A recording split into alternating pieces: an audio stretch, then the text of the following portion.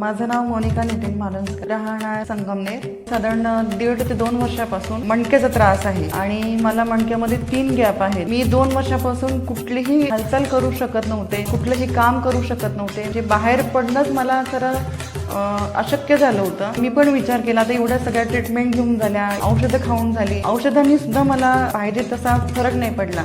Atul Kadam sir यांची therapy काय असते, कशी असते ते समजावून सांगितलं.